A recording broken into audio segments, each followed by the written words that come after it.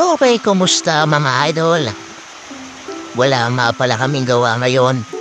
Day off na pala kami. Wala talaga kaming gawa ngayon. Kasi naman mga idol, maulan pa. Kanina naman ay umaraw na, ikala ko ay tuloy-tuloy na. Pero unti-unti na naman dumidilim mga idol. Kaya wala kaming gawa ngayon. Baka naman, meron kayong papa-extra dyan.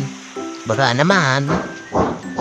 At patuloy pa rin ang ulan na dala ni Christine mga idol. Iyan naman, wala pa rin tayong pasok hanggang ngayon.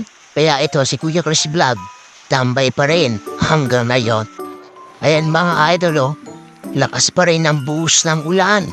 Dala nitong si Christine. Christine, baka naman para may pasok na rin si Kuya Ors Vlog at hindi na maging baka naman. So ayun lang mga idol, keep safe sa ating lahat.